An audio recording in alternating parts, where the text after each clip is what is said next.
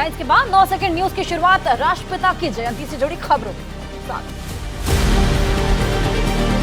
प्रधानमंत्री नरेंद्र मोदी ने राष्ट्रपिता महात्मा गांधी को नमन किया। राजघाट पर पहुंचकर राष्ट्रपिता को श्रद्धांजलि अर्पित की। आज महात्मा गांधी की 154वीं जयंती है। राष्ट्रपति द्रौपदी मुर्मू ने महात्मा गांधी को किया नमन। राजघाट पहुंचकर राष्ट्रपिता को श्रद्धांजलि। राष्ट्रपिता महात्मा गांधी की जयंती पर राजघाट पहुंचे कांग्रेस अध्यक्ष मल्लिकार्जुन खड़गे। महात्मा गांधी की समाधि पर फूल चढ़ाकर उन्हें विनम्र श्रद्धांजलि दी।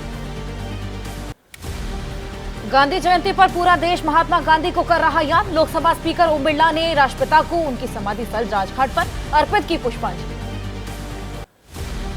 राजस्थान के मुख्यमंत्री अशोक गहलोत ने महात्मा गांधी की 154वीं जयंती पर पुष्पांजलि दी। जयपुर में राष्ट्रपिता को नमन करके उन्हें याद किया। यूपी के अमरोहा में महात्मा गांधी की 154वीं जयंती पर अनोखी श्रद्धांजलि। पेंटर जुहैब खान ने कोयले से बनाई महात्मा गांधी की बचपन से लेकर बुढ़ापे तक की 7 फीट लंबी तस्वीर। लाल बहादुर शास्त्री की 119वीं जयंती पर उपराष्ट्रपति जगदीप धनखड़ पहुंचे विजय घाट। लाल बहादुर शास्त्री को जगदीप धनखड़ ने पुष्पांजलि दी। और 9 सेकंड न्यूज में अब बात चुनाव से जुड़ी खबरों की। प्रधानमंत्री मोदी की मौजूदगी और बीजेपी अध्यक्ष जेपी नड्डा की अध्यक्षता में दिल्ली में बीजेपी केंद्रीय चुनाव समिति की बैठक। राजस्थान के लिए करीब 54 उम्मीदवारों के नामों पर मुहर लगी।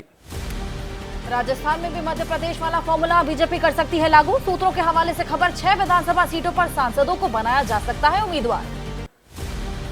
बीजेपी के हालिया फैसले को देखते हुए सियासी अटकलों का बाजार गर्म। राजस्थान में केंद्रीय मंत्री गजेंद्र सिंह शेखावत, केंद्रीय कृषि राज्य मंत्री कैलाश चौधरी को टिकट देने की तैयारी। जयपुर ग्रामीण से सांसद राजवर्धन सिंह राठौड़, राजसमंद से सांसद दिया कुमारी को मैदान में उतारने की तैयारी। मध्य प्रदेश में बीजेपी ने 3 केंद्रीय मंत्रियों समेत 7 सांसदों और एक पार्टी महासचिव को एमएलए का चुनाव लड़ने के लिए उतारा। चूरू से सांसद राहुल कसवान और अलवर से सांसद बाबा बालकनाथ को मिल सकता है टिकट। मीटिंग में मंथन के बाद अब कभी भी जारी हो सकती है लिस्ट। इस साल के अंत में 5 राज्यों में होने हैं चुनाव।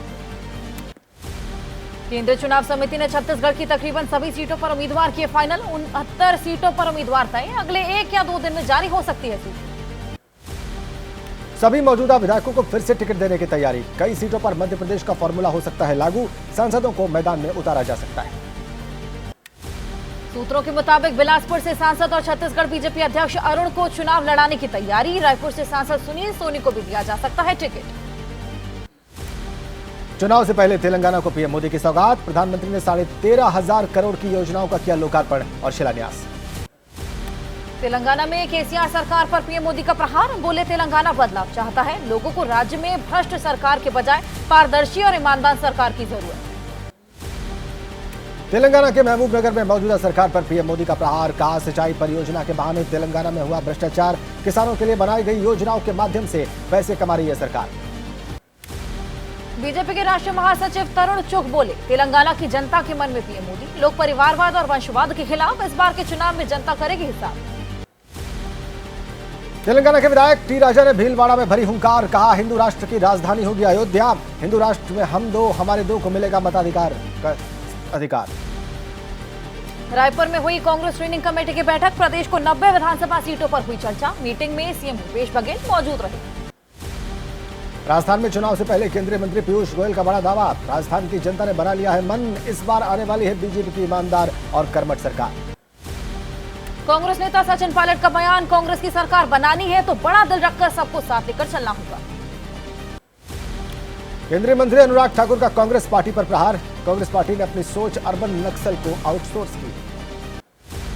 कांग्रेस का नए कोषाध्यक्ष नियुक्त किए गए अजय माकन। पवन कुमार बंसल की जगह संभाली कमान। राहुल गांधी के करीबी माने जाते हैं अजय माकन। समाजवादी पार्टी के अध्यक्ष अखिलेश यादव ने फिर से दोहराई जातीय जनगणना की मांग। कहा जाति जनगणना के बगैर सामाजिक न्याय संभव नहीं। बीजेपी को हटाएगी देश की जनता। एनसीपी प्रमुख शरद पवार बोले उनकी कोशिश है कि इंडिया गठबंधन की अगली बैठक मध्य प्रदेश में हो। अगले 8 दिन में हो जाएगा फैसला। मुंबई में हुई थी पिछली बैठक। कांग्रेस नेता दिग्विजय सिंह ने कसा ज्योतिरादित्य सिंधिया पर तंज। का राजा महाराज बिक गए लेकिन आदिवासी नहीं बिके।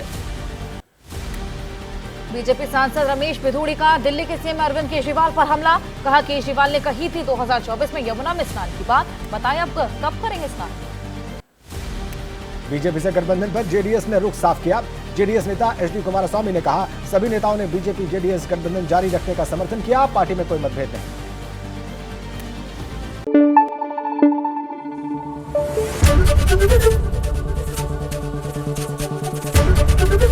एबीपी न्यूज आपको रखे आगे।